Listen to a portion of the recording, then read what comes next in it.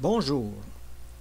Aujourd'hui, nous allons voir comment utiliser les courbes de Photoshop pour développer l'image, en anglais stretching.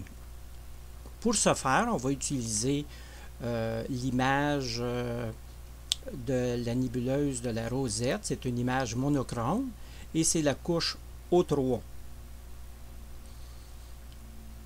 Maintenant, pour un rappel, les traitements qui ont été faits avant, on a il faut toujours utiliser les points noirs et blancs pour équilibrer l'image. Fait qu'ici, ça a été fait. L'image a été développée de façon linéaire avec les valeurs minimum pour le fond du ciel, qui n'est pas un noir pur, et maximum pour les sections les plus claires de l'image, pour pas que ça soit un blanc pur.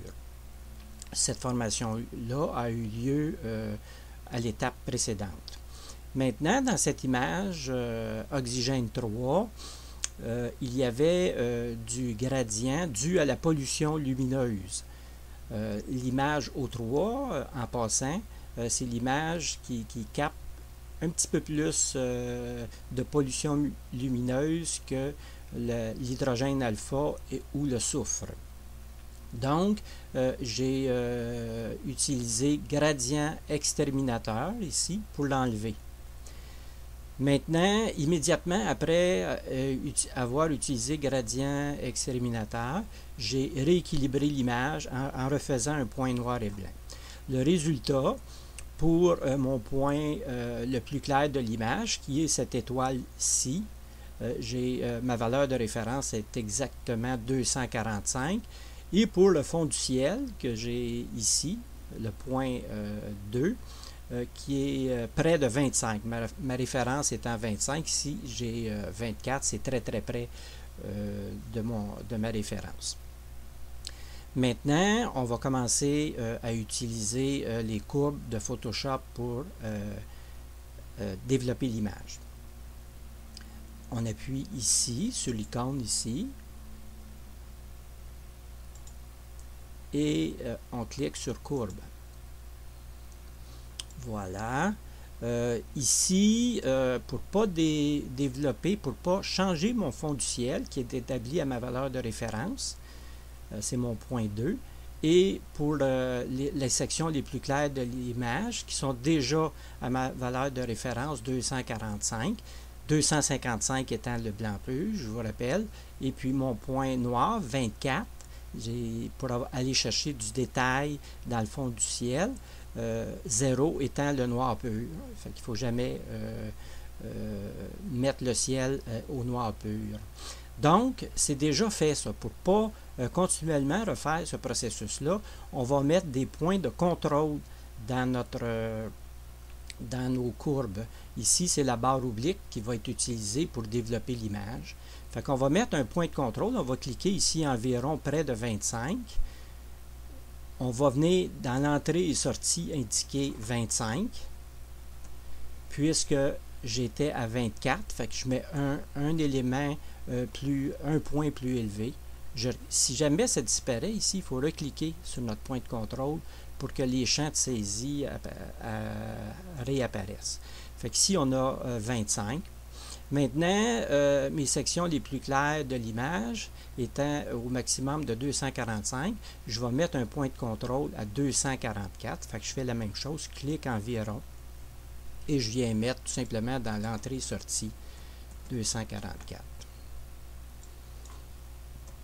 En rentrant la même valeur, on voit que la barre oblique, elle est parfaitement en ligne droite.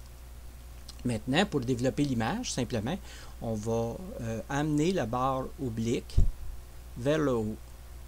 C'est à partir de ce moment-là qu'on fait un développement non linéaire. On va développer l'information qui se trouve dans la nébuleuse, et la façon que je fonctionne, c'est je n'altère pas, comme je vous le disais, mes points de contrôle, points noirs et blancs. Maintenant, il ne faut pas essayer de tout développer dans une seule courbe. Ça ne donnera pas des bons résultats. Fait qu'on procède par étapes. Il faut constater ici que la couche O3, elle a moins d'informations que la couche hydrogène alpha. Fait que pour aller chercher l'information de cette couche-là, il faut utiliser plusieurs courbes. Fait que si, environ comme ça, que j'utilise une courbe, pas trop l'amplifier, et je vais faire exactement la même chose. Je vais établir une autre courbe. Je vais venir mettre mes points de contrôle pour ne pas altérer mon fond du ciel. Je vais mettre 25. 25. Et pour les sections les plus claires, pour ne pas dépasser 245, je vais mettre 244. 244. Voilà. Et puis on va développer encore l'image. Voilà. Pas trop. On va la développer comme ça. Et puis on va mettre une autre courbe. Fait que simplement, on fait la même chose. On répète. Ici, on voit qu'il y a des barres verticales. Il y a des barres verticales ici dans l'histogramme, ici qu'on voit de l'image, il y a des barres verticales. Je vais vous expliquer à la fin comment éliminer ces barres verticales-là pour avoir un histogramme continu. On va remettre 25. Oups, on reclique sur le point. Si le champ disparaît, on indique 25, 244,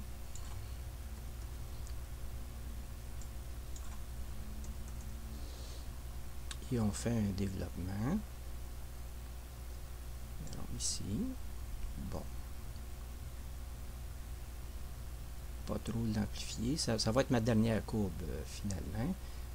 Fait que je l'amplifierai pas trop, comme ça. Et ici, lorsqu'on fait les courbes, il faut s'assurer de ne pas trop ajouter de bruit de fond dans le fond du ciel et aussi dans l'image. Fait que ici, c'est à peu près le maximum que je peux utiliser comme développement à cette étape-ci.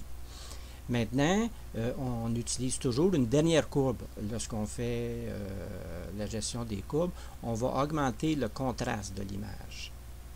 On va utiliser une courbe en S. Ici, juste avant, je vais double-cliquer, je vais l'abaisser un peu. Comme ça. Naturellement, il faut bien se concentrer lorsqu'on fait le stretching, le développement de l'image. C'est plus difficile pour moi lorsque je fais de la formation. Donc, on va faire une courbe en S pour augmenter le contraste de l'image. À ce moment-là, on répète toujours la même chose. 25. Ici, la valeur, elle a changé un peu, mais ce n'est pas vraiment problématique. Là, on est très très près du point, de mon point de référence 25 que je conseille. Donc, ici, on va mettre, excusez, 25. Oups, on clique sur le point. Si on voit que le champ a disparu, on retape 25, 244.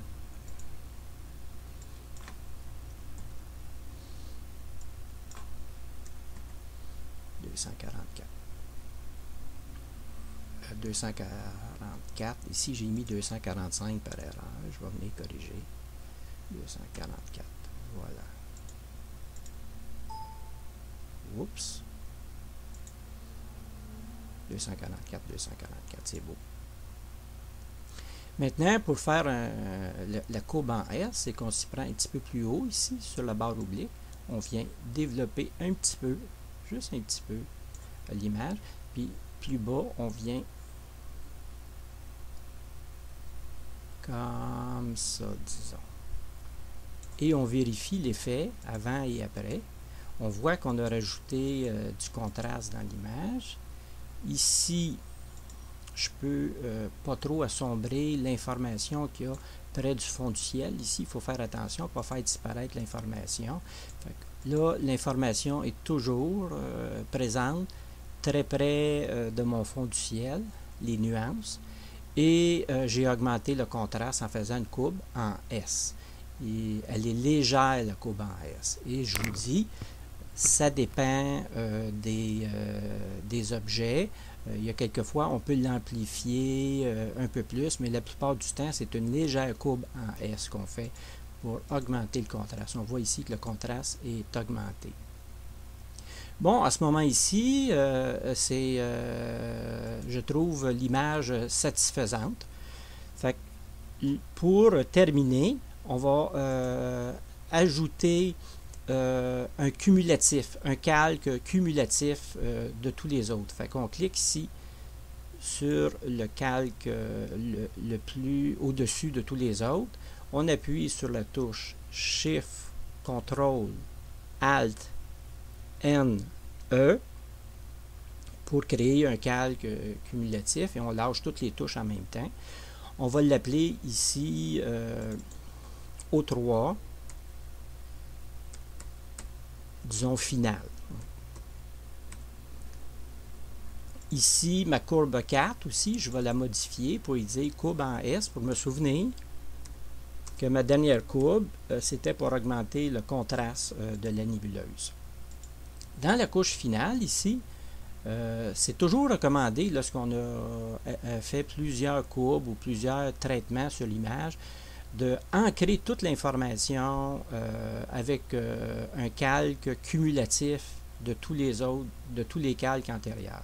Ici, on va, juste pour vous montrer ici que les barres obliques, que les barres verticales sont disparues, ici, on va mettre une courbe, on va utiliser une courbe, puis on voit ici que l'information, les barres verticales qu'on voyait sont complètement disparues. Comment est-ce qu'on a réussi à faire ça? C'est en faisant un cumulatif de tous les calques antérieurs, en appuyant sur les touches Shift, Ctrl, Alt, N, E. Et voilà. Et il est toujours recommandé, avant d'enregistrer de façon finale l'image, de se créer un calque cumulatif pour éviter, pour ancrer toute l'information dans le calque. Voilà. Maintenant, cette courbe-là, c'était pour vous montrer que l'histogramme, il n'y a plus de barre verticale, fait qu'on n'est pas obligé de la garder. On va l'envoyer dans la poubelle. Et voilà, c'est tout pour cette formation.